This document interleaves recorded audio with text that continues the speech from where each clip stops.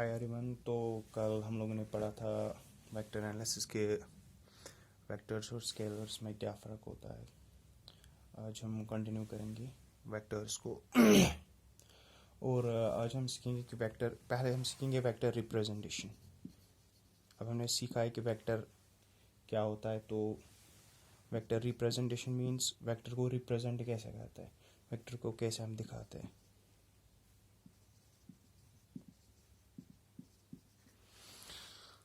तो हमने कल सीखा था कि वेक्टर एक ऐसी क्वांटिटी होती है जिसमें कि खाली मैग्नीट्यूड से उसको स्पेसिफाई नहीं कर सकता है, उसका मैग्नीट्यूड से ही काम नहीं चलता है, उसकी डायरेक्शन पे भी ध्यान देना होता है कि उसकी डायरेक्शन भी जो इम्पोर्टेंट होती है एक वेक्टर को स्पेसिफाई करने के लिए। सपोज हमने कल एक एग्जांपल ली थी वो फोर्स वाली, तो उसमें हमने देखा था कि कैसे टोटल फोर्स जो है वो चेंज होता है डायरेक्शन चेंज करने पे। यहाँ पे हमने लिया था 10 न्यूटन और यहाँ 2 न्यूटन, तो रिजल्ट आया था 8 न्यूटन। तो वेक्टर को अगर हम चेंज करते हैं, अगर हम इसकी डायरेक्शन को चेंज करेंगे, यहाँ से 10 न्यूटन लेंगे और यहाँ से लेंगे 2 न्यूटन, तो ये दोनों फोर्सेस जो है एक दूसरे को सपोर्ट कर रहे हैं, तो इनका एडिशन हो जाता है। अगर अपोजिट में होगी तो इनका सब्ट्रैक्शन होता है। तो इस तरह से जो है वेक्टर्स का सम और ये इनका अलजेब्रिक सम नहीं होता है, इनका अपना वेक्टर सम होता है। तो पहले हम सीखेंगे वेक्टर रिप्रेजेंटेशन, वेक्टर को कैसे रिप्रेजेंट करते हैं। तो वेक्टर को हम रिप्रेजेंट करते हैं एक लाइन से ये इसका टेल होता है और टेल से ये इसकी टिप होती है और टेल टू टिप जो है इसकी डायरेक्शन होती है। सपोज ये वेक्टर है, इसकी डायरेक्शन है यहाँ से यहाँ तक, मतलब ये यहाँ से यहाँ जा रहा है, और ये जो इसका लेंथ है, ये जो इसकी लेंथ है, ये स्पेसिफाई करती है इसकी मैग्नीट्यूड। इसका मैग्नीट्यूड होता है, कितनी बड़ी है वो उसकी मैग्नीट्यूड को रिप्रेजेंट करता है। सपोज अगर हमारे पास कोई वेलोसिटी है, वेलोसिटी आपको पता ही होगा जिसकी हमने कल एग्जांपल ली थी। अगर आप लोगों ने नहीं देखा है तो आप पिछला वाला वीडियो पहले देख सकते हैं। तो वेलोसिटी क्या होती है? वेलोसिटी होती है स्पीड लेकिन उसके साथ डायरेक्शन भी, स्पीड किस डायरेक्शन में, दैट्स द वेलोसिटी। सपोज कोई कितना तेज चल रहा है लेकिन किस डायरेक्शन में भी चल रहा है, अगर हम उसको भी स्पेसिफाई करें तो उसको हम वेलोसिटी कहते हैं। तो अगर हम वेलोसिटी को स्पेसिफाई करें तो हम ऐसे बोल सकते हैं v is equal to, suppose हम 5 मीटर पर सेकेंड लेंगे, मतलब ये वेलोसिटी ये 5 मीटर पर सेकेंड है। अब अगर हमें रिप्रेजेंट करना है, मतलब ये सपोज अगर हम नॉर्थ मानेंगे यहाँ से, तो मतलब ये बंदा जा रहा है 5 मीटर पर सेकेंड की स्पीड से, लेकिन किस डायरेक्शन में जा रहा है? नॉर्थ की डायरेक्शन में जा रहा है। अब अगर हमें बोलना है कि एक बंदा जो है वो 3 मीटर पर सेकेंड की स्पीड से जा रहा है, लेकिन वो भी नॉर्थ की डायरेक्शन में जा रहा है, तो हम कैसे रिप्रेजेंट करेंगे उसको? इसी तरह से रिप्रेजेंट करेंगे, मतलब इसी डायरेक्शन में वो भी जा रहा होगा लेकिन उसकी लेंथ उतनी नहीं होगी। मैंने पहले ही बोला मैग्नीट्यूड जो है, मैग्नीट्यूड मीन्स कितना है, वो हम रिप्रेजेंट करते हैं लाइन से। तो अब अगर 3 मीटर पर सेकेंड है तो मतलब हमें कम, लाइन जो है वो छोटी हो जाएगी, ये होगी 3 मीटर पर सेकेंड। ओके, सो इस तरह से हम वेक्टर को है रिप्रेजेंट करते हैं।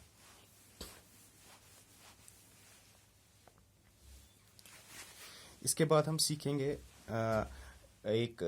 अगर वेक्टर्स को कैसे हम सम करते, वेक्टर्स का कैसे सम होता है। मैंने पहली वीडियो में बोला था कि इनका अलजेब्रिक सम नहीं हो सकता, वो हमने देखा था लॉजिकली कि कैसे वेक्टर को जो है अलजेब्रिकली सम नहीं कर सकते। तो इनका कैसे सम होता है, लेट्स सी दैट। इसके लिए हम सीखेंगे रिजल्टेंट वेक्टर। रिजल्टेंट वेक्टर, तो रिजल्टेंट वेक्टर क्या होता है? रिजल्टेंट वेक्टर का मतलब होता है रिजल्ट ऑफ 2 और मोर देन 2 वेक्टर्स। अगर हमारे पास 2 वेक्टर्स है या 2 से ज़्यादा वेक्टर्स है, तो उनका अगर हम एक ही वेक्टर बनाना चाहे तो उनका वेक्टर कैसे बन सकता है? एक ही वेक्टर से उनको अगर रिप्रेजेंट करना है, सिंपल है। सपोज पहले एक सिंपल केस लेंगे, अगर 2 वेक्टर्स जो एक ही डायरेक्शन में है। सपोज मैं बोल रहा हूँ यहाँ पे सपोज एक बंदा भाग रहा है, यहाँ पे एक बंदा भाग रहा है, वो भाग रहा है 5 मीटर पर सेकंड की स्पीड से, वो भाग रहा है नॉर्थ की डायरेक्शन में।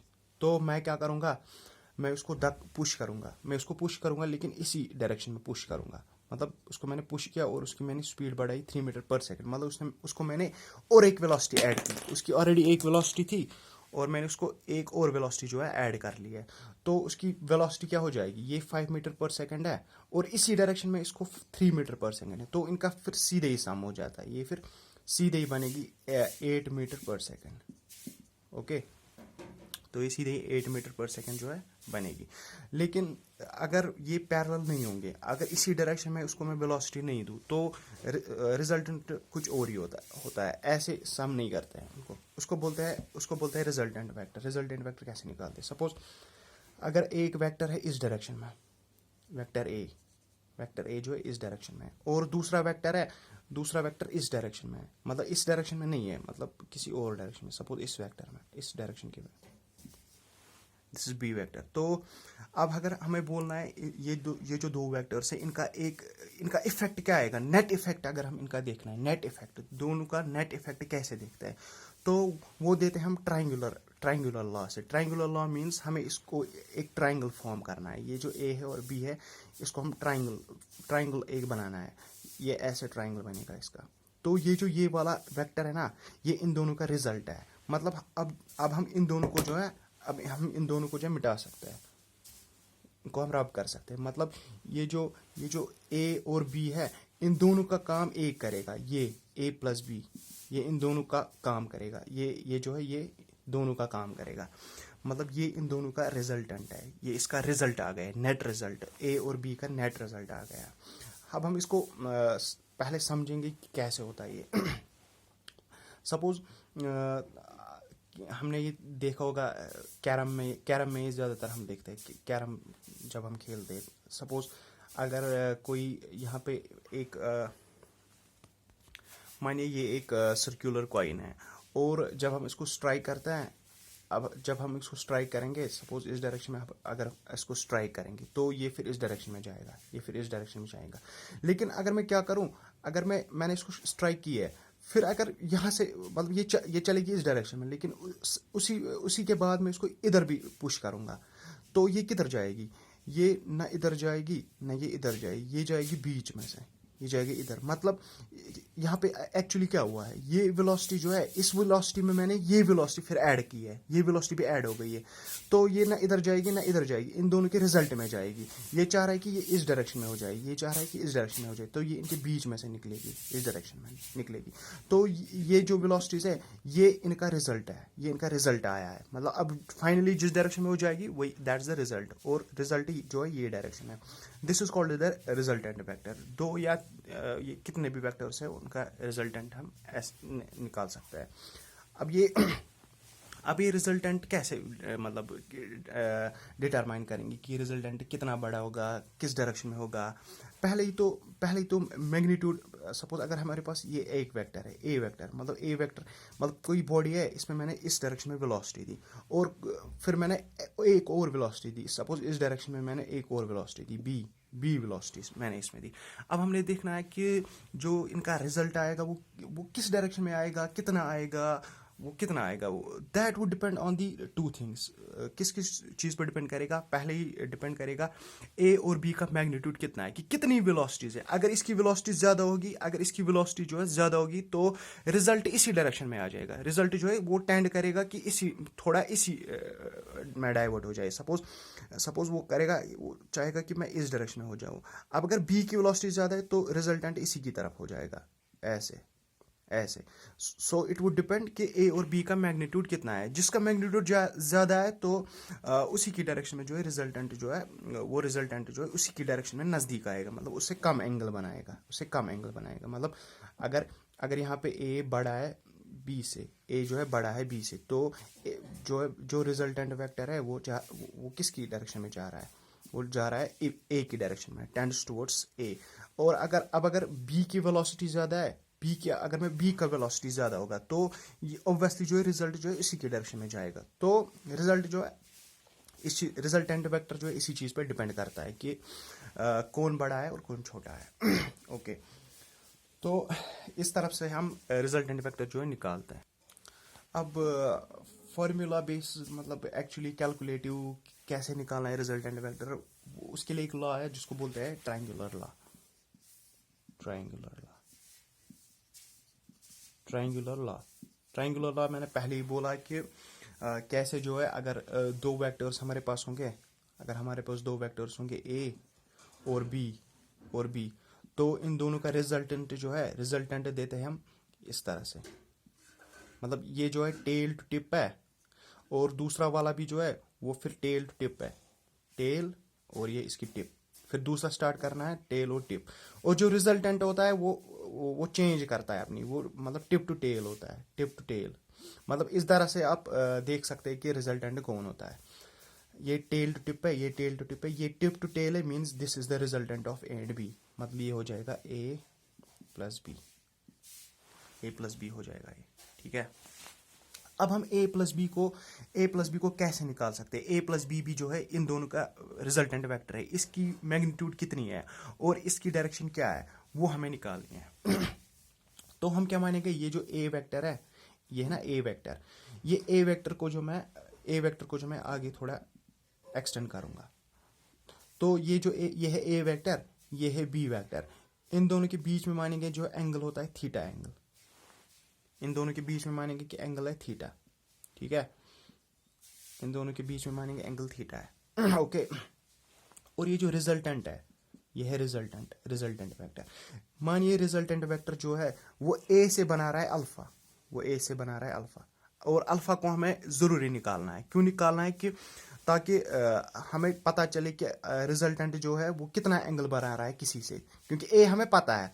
अब अगर हमें रिजल्टेंट की डायरेक्शन निकालनी है तो हम बोलेंगे कि ए से वो 30 डिग्रीज है या 20 डिग्रीज है या 40 डिग्रीज है, तो बन गई रिजल्टेंट की भी डायरेक्शन।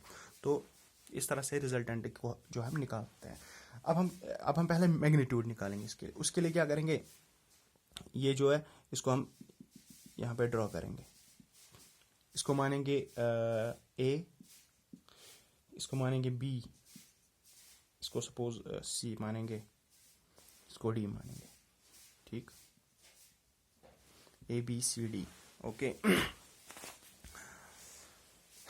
अब हम ध्यान से देखेंगे, ये जो है ये वाला बी वेक्टर, ये बी वाला वेक्टर है, ये है बी वेक्टर, ठीक है, ये क्या है, ये ए वेक्टर है, इसको मैं नए से बनाता हूँ। तो ये हमारी जो है डायग्राम बन गई है। अब यहाँ पे क्या करेंगे, हमें निकालना है ये वाली लेंथ हमें निकालनी है। लेंथ क्यों निकालनी है? लेंथ ही मैग्नीट्यूड होती है, ये मैंने पहले ही बोला है। तो ये वाली जो लेंथ है, ये रिजल्टेंट का मैग्नीट्यूड है, ये रिजल्टेंट का मैग्नीट्यूड, तो ये हमें निकालना है। लेकिन मैंने ये फर्दर कंस्ट्रक्शन क्यों की है? क्योंकि मैंने इसको एक राइट एंगल ट्रायंगल बनाया है। ये राइट एंगल ट्रायंगल नहीं था, अब मैंने इसको राइट एंगल ट्रायंगल जो है बनाया है। यहाँ पे जो है ये राइट एंगल है, इसलिए मैंने इसको प्रोड्यूस किया है, इसको नीचे प्रोड्यूस किया है ताकि ये राइट एंगल ट्रायंगल बन जाए। और राइट एंगल ट्रायंगल में मेरे को पता है पाइथागोरस थ्योरम मेरे को पता है कि हाइपोटेन्यूज का स्क्वायर होता है वो base square plus perpendicular square होता है। तो इस तरह से जो है हम रिजल्टेंट निकाल सकते हैं। अब हाइपोटेन्यूज इसका क्या है? ये जो ये ट्रायंगल ए सी और डी, ये वाला जो ये राइट एंगल ट्रायंगल है, इसमें हमें लगाइए पीजीटी। तो हाइपोटेन्यूज क्या है यहाँ पे? हाइपोटेन्यूज है ए और A D, hypotenuse is A D. तो हाइपोटेन्यूज ये ए डी है। ए डी क्या है? ए डी रिजल्टेंट का मैग्नीट्यूड है। तो यहाँ पे हम लिखेंगे ए डी का square is equal to base. अब हमें निकालनी है बेस क्या है? ए और सी, बेस है ए सी, ये वाला सारा ए सी का स्क्वायर प्लस परपेंडिकुलर है डी सी स्क्वायर। तो ए डी का स्क्वायर इसको रहने देंगे, और ये जो ए सी है, ए सी को हम स्प्लिट कर सकते हैं, ये ए बी और बी सी, क्योंकि ए सी बना है ए बी और बी सी से, A B plus B C square plus D C square. Okay, अब हम क्या करेंगे, ये वाला वेक्टर है बी डी, ये वाला वेक्टर है बी डी, ये किसका मैग्नीट्यूड है, बी डी मैग्नीट्यूड है बी का। तो हमें क्या करना है, डी सी और बी सी को निकालना है in terms of this vector, इस वेक्टर का मैग्नीट्यूड, मतलब इस वेक्टर का मैग्नीट्यूड है बी मानेंगे। तो डी सी और बी सी को इस यहाँ से हम निकाल सकते हैं। कैसे निकाल सकते हैं वो हम देखेंगे। तो ये वाला ये ट्रायंगल है, ये भी एक ये राइट एंगल ट्रायंगल है, ये भी एक राइट एंगल ट्रायंगल है। अगर हम देखेंगे बी डी सी, ये भी एक राइट एंगल ट्रायंगल है। तो इसमें भी पीजीटी जो है हम लगाएंगे in triangle B D C, in triangle B D C. इसमें क्या आएगा, ये जो ये डी सी है, डी सी ये परपेंडिकुलर है, ये क्या है, ये बेस है और ये हाइपोटेन्यूज है। तो इसको हम निकाल सकते हैं it's in terms of this. अगर हम लगाएंगे साइन ऑफ थीटा, इसमें साइन ऑफ थीटा हमें पता है साइन थीटा होता है परपेंडिकुलर अपॉन हाइपोटेन्यूज। तो परपेंडिकुलर है डी सी, हाइपोटेन्यूज क्या है, हाइपोटेन्यूज है बी डी, हाइपोटेन्यूज है बी डी। और बी डी क्या है, बी डी है मैग्नीट्यूड ऑफ बी, तो उसको हम बी लिखेंगे, ठीक है। और मतलब डी सी जो है, डी सी क्या आएगा फिर, डी सी आएगा बी इंटू साइन थीटा, ठीक है। तो डी सी क्या आएगा, बी इंटू साइन थीटा। तो हमने डी सी को निकाला है बी की टर्म्स में। बी क्या है, बी है बी का मैग्नीट्यूड, बी वेक्टर का मैग्नीट्यूड, ठीक है। इसी तरह से अब अगर कॉस थीटा लगाएंगे, कॉस थीटा होता है क्या, कॉस थीटा होता है बेस अपॉन हाइपोटेन्यूज। बेस क्या है बी सी, हाइपोटेन्यूज है बी डी। तो कॉस थीटा आएगा बी सी क्या है, बी सी है ये हमें निकालना है। और बी डी है ये इसकी magnitude B, magnitude of B. तो बी सी जो है, बी सी कितना आएगा, B into cos theta, okay. तो हमने निकाला है क्या, हमने निकाला है डी सी और बी सी, हमने निकाला है डी सी ये वाला, ये डी सी और बी सी भी हमने निकाला है। तो इनको जो है हम सब्स्टिट्यूट करेंगे, आप ये नोट डाउन करेंगे। तो हम इन रिजल्ट्स को जो है सब्स्टिट्यूट करेंगे इस वाले फॉर्मूला में। तो हमें क्या है इसमें, एडी हमें निकालना है, एडी का square is equal A B ये भी हमें पता है, प्लस बी सी हमने निकाला हुआ है बी कॉस थीटा, इसका होल स्क्वायर आएगा, प्लस आएगा डी सी का स्क्वायर, ठीक है। तो ये जो एडी है ये क्या है, ये रिजल्टेंट, इसको हम आर से रिप्रेजेंट करेंगे। मतलब आर मीन्स रिजल्टेंट का मैग्नीट्यूड, आर का स्क्वायर इज इक्वल। और ये जो ए बी है, ए बी क्या था, ए बी था जो नीचे वाला वेक्टर है ए का मैग्नीट्यूड, तो इसको हम ए से रिप्रेजेंट करेंगे, plus B cos theta plus D C क्या है, सी डी है बी साइन थीटा जो हमने यहाँ पे निकाला है, बी साइन थीटा का स्क्वायर। तो रिजल्टेंट का स्क्वायर आएगा, रिजल्टेंट के मैग्नीट्यूड का स्क्वायर है ये a प्लस बी का होल स्क्वायर आएगा, a प्लस बी का होल स्क्वायर। तो वो होता है ए स्क्वायर प्लस बी का स्क्वायर, बी वाला ये सारा है बी का स्क्वायर, ये दोनों में आएगा square, A square plus B square plus 2ab plus 2a और बी ये सारा है, प्लस ये अपना है plus B sine theta square, okay. तो इसको हम निकालेंगे यहाँ पे, ये आएगा ए स्क्वायर प्लस, पहले हम ये लिखेंगे 2ab कॉस थीटा प्लस है ये B square cos square theta plus है ये B square sine square theta, ठीक है। तो रिजल्टेंट का स्क्वायर आएगा A square plus 2ab cos theta plus इन दोनों में से बी स्क्वायर कॉमन आएगा, तो अंदर क्या रहेगा, cos square theta plus sign square theta. ठीक, इसको आप नोट डाउन करेंगे पहले। तो ये जो है हमारी इक्वेशन आ गई है। तो रिजल्टेंट का स्क्वायर आएगा A square plus 2ab cos theta plus B square. हमें पता है sine square theta plus cos square theta is equal to 1, तो ये वाला जो है 1 आएगा, ये B square into 1 B square. तो रिजल्टेंट का स्क्वायर आएगा A square plus 2ab cos theta plus B square. तो रिजल्टेंट का मैग्नीट्यूड क्या आएगा, तो यहाँ पे स्क्वायर है, इसको वहाँ ले जाएंगे तो ये आएगा under root A square plus B square plus 2ab cos of theta. तो ये जो है रिजल्टेंट का जो है मैग्नीट्यूड आ गया। और आर क्या है, रिजल्टेंट ऑफ मैग्नीट्यूड का जो है मैग्नीट्यूड ऑफ रिजल्टेंट। ए क्या है, ए वेक्टर का मैग्नीट्यूड, बी है बी वेक्टर का मैग्नीट्यूड, और ये थीटा जो है ये एंगल है between A and B, this the angle between A and B. तो इस तरह से हमने जो है मैग्नीट्यूड निकाला है रिजल्टेंट का। अब इसके बाद हमें निकालना है रिजल्ट, लेकिन रिजल्टेंट जो है, रिजल्टेंट भी एक वेक्टर है, इन दोनों का एक, मतलब हम एक वेक्टर बनाए, ए और बी को एक वेक्टर बनाए रिजल्टेंट वेक्टर, तो उसकी भी मैग्नीट्यूड है और डायरेक्शन भी है। तो उस डायरेक्शन को कैसे निकालेंगे, उस डायरेक्शन को निकालेंगे हम इन टर्म्स ऑफ एंगल। ए से हमने एक एंगल डिफाइन किया था, वो हम देखेंगे। अगर हमने वो वाला एंगल निकाला है, वो अल्फा वाला एंगल, तो वही होगी उसकी डायरेक्शन। हम फिर बोल सकते हैं कि रिजल्टेंट जो है वो 30 डिग्रीज है ए से, या 40 डिग्रीज है ए से, तो वो उसकी डायरेक्शन हो गई, वो हमें निकालनी है। अब हम जो है अल्फा निकालेंगे। ये अल्फा है जो रिजल्टेंट बना रहा है ए से।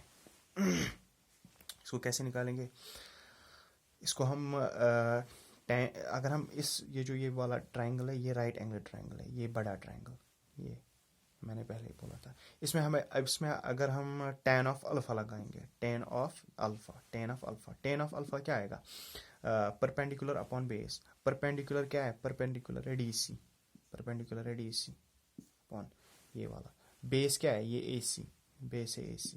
ओके, तो tan ऑफ अल्फा जो है, tan ऑफ अल्फा आएगा बराबर DC हमने पहले ही निकाला हुआ है, वीडियो के पहले ही निकाला है, ये DC है, ये हमने निकाला था B की टर्म्स में, और ये आया था B साइन थीटा, और ये जो BC है ये आया था B कॉस थीटा। ठीक है, तो DC को जो हम पुट करेंगे B साइन थीटा, ओके, और डिवाइडेड बाय है AC जो है, AC बना है दो पार्ट से, AB और BC, AB plus BC, okay, AB plus BC। तो इसको हम पुट करेंगे यहाँ पे, तो tan of alpha is equal to B sine theta divided by AB है A, ये A का मैग्नीट्यूड, A प्लस BC हमने निकाला हुआ है B कॉस अल्फा, ओके, ठीक है। तो ये जो है tan ऑफ अल्फा आता है B sine theta divide by A plus B cos theta. इस तरह से जो है हम अल्फा को ही निकाल सकते हैं। मतलब अब अगर हम ये क्वांटिटी जो है ये हम निकालेंगे, ये क्वांटिटी जब हम निकालेंगे किसी भी सवाल में जब निकालेंगे तो फिर हमें tan ऑफ अल्फा जो है वो समथिंग आएगा, suppose that comes out to be suppose √3। हमें पता है अल्फा किस पे √3 होता है, तो अल्फा आता है किस पे √3 होता है, 60 शायद परहैप्स, तो अल्फा 60 डिग्री आएगा। तो हम बोलेंगे कि रिजल्टेंट जो है वो ए से बना रहा है 60 डिग्रीज एंगल। तो इस तरह से जो है हम अल्फा को निकाल सकते हैं।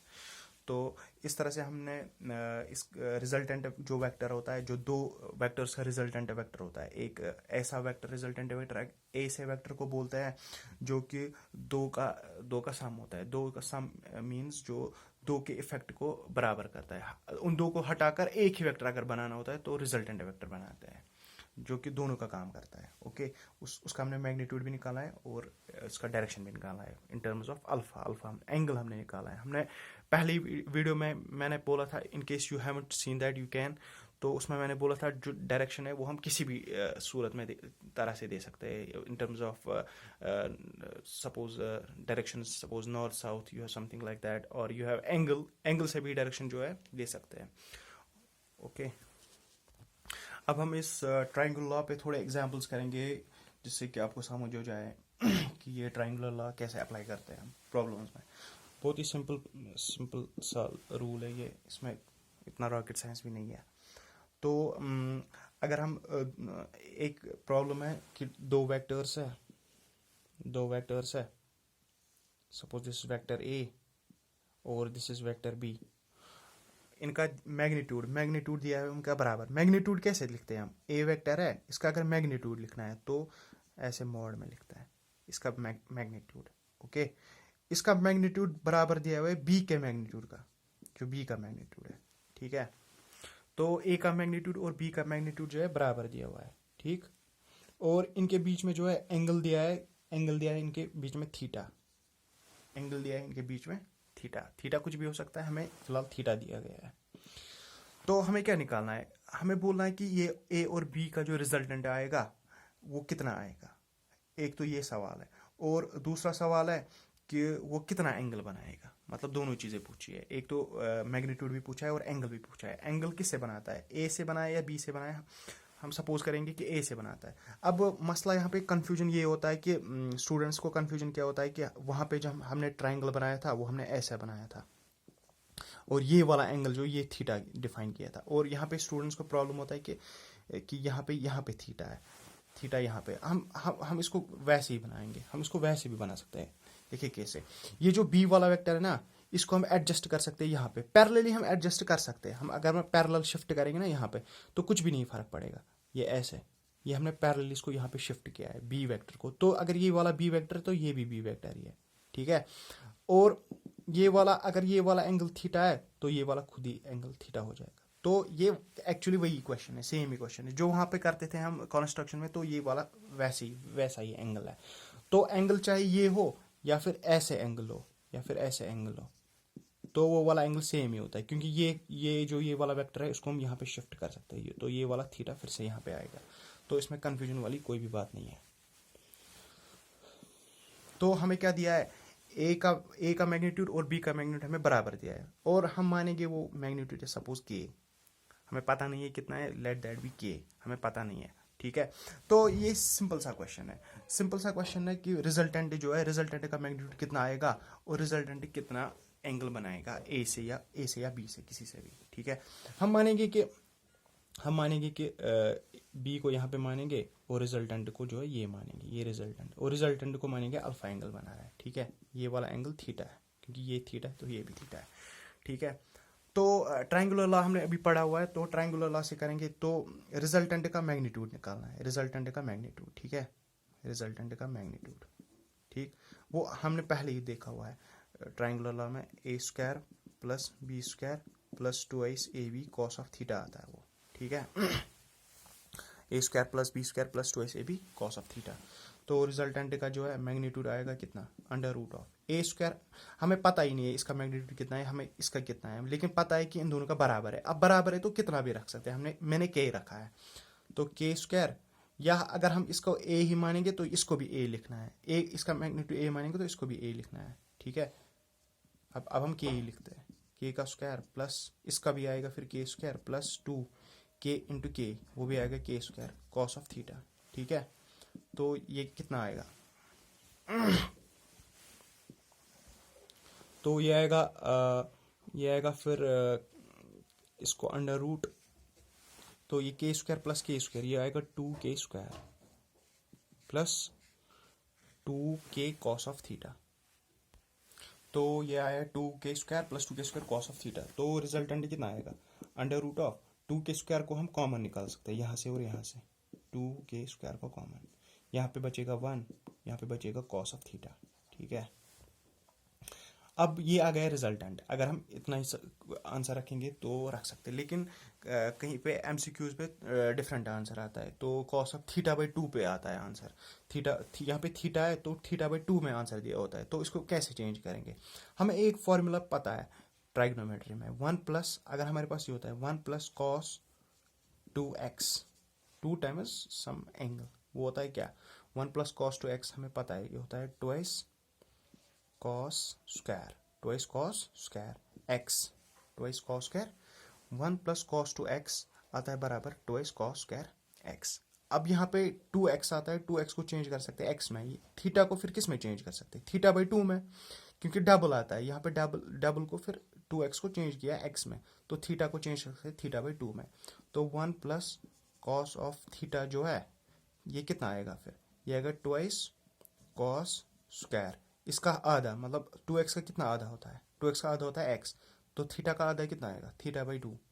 ठीक है, तो 1 प्लस कॉस 2 थीटा को लिख सकते हैं twice cos square theta by 2, इसको यहाँ पे पुट करेंगे तो रिजल्टेंट जो है आएगा under root of 2k square, 2k square, 1 plus cos 2 theta को लिखेंगे twice cos square theta by 2। ठीक है, twice cos square theta by 2।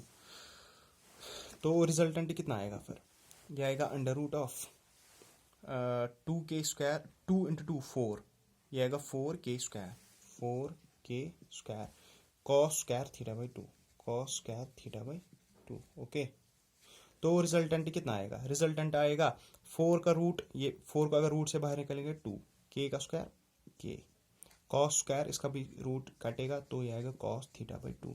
तो ये रिजल्टेंट का जो है मैग्नीट्यूड है 2k कॉस थीटा बाई 2। तो ये रिजल्टेंट का जो है मैग्नीट्यूड है। अब ये k क्या है, k है उन दोनों का मैग्नीट्यूड, a और b का, वो सेम ही दिया था।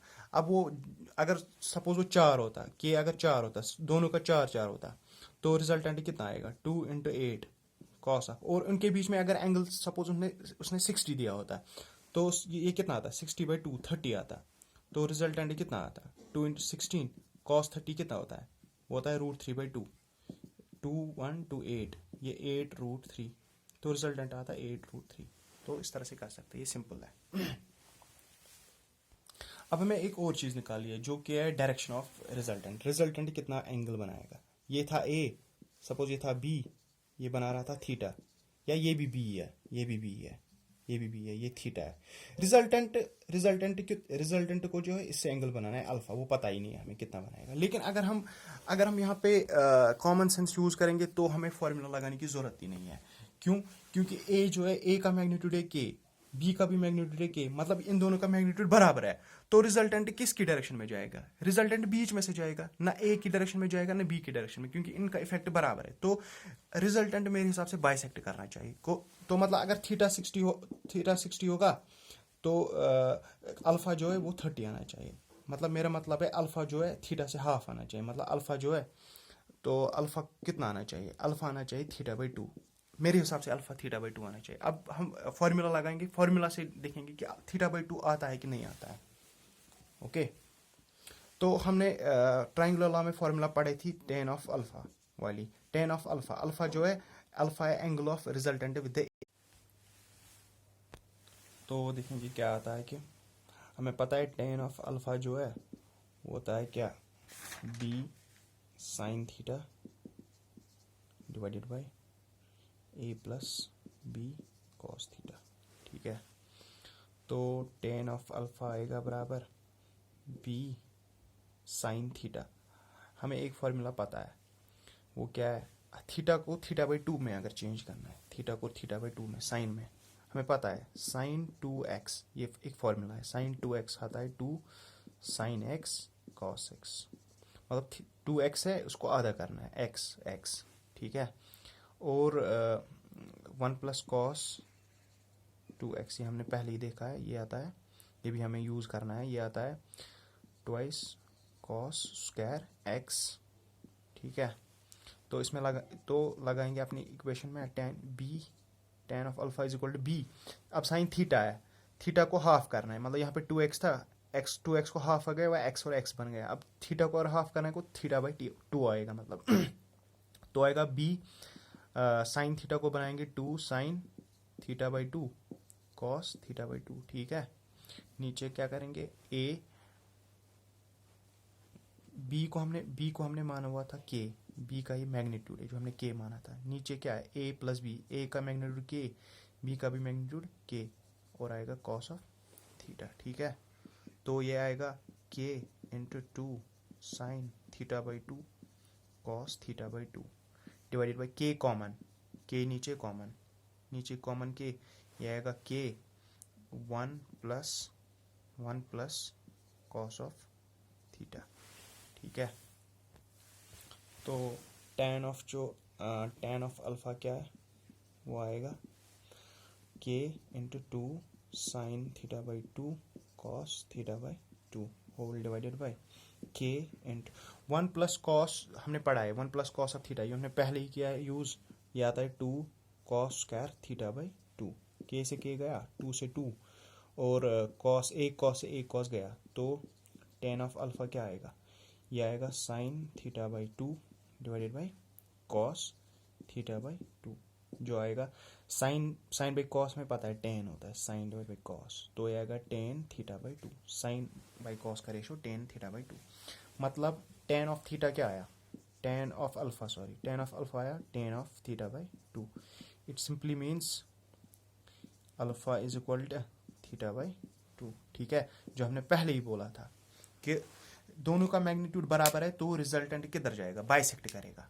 ठीक है, रिजल्टेंट जो है बाइसेक्ट करेगा, ठीक तो रिजल्टेंट जो है बीच में से जाएगा, एग्जैक्टली बीच में से जाएगा, क्योंकि दोनों का इफेक्ट जो है बराबर है, जिसका इफेक्ट ज़्यादा होता है तो रिजल्टेंट उसी की डायरेक्शन में मतलब जाता है, अगर मतलब इसका मैग्नीट्यूड बड़ा है, ये छोटा वेक्टर है, तो रिजल्टेंट जो है वो इसकी डायरेक्शन में जाता है, ठीक है, अब जो दोनों का बराबर है तो रिजल्टेंट भी जो है बाइसेक्ट करेगा, ठीक, okay, that's it for today, आज इतना ही करेंगे, कल थोड़े और प्रॉब्लम्स करेंगे ताकि हम इस ट्रायंगुलर लॉ को जो है और स्ट्रॉन्ग करेंगे, और ट्रायंगुलर लॉ पे जो हम फिर पॉलीगन लॉ भी बना सकते हैं, अब अगर 2 से ज़्यादा वेक्टर्स का निकालना है तो वो फिर ट्रायंगुलर लॉ की डेरिवेशन है, तो और कल हम थोड़े प्रॉब्लम्स भी करेंगे जिससे कि थोड़ा ये स्ट्रॉन्ग हो जाएगा, तो if you find this video helpful तो प्लीज़ सब्सक्राइब करना ताकि मैं मोटिवेट हो जाऊँ और ये वीडियोज़ बनाने के लिए, okay, please subscribe, like and comment, और अपने दोस्तों से शेयर भी कर सकते हो ताकि वो भी इसको सीख सकें,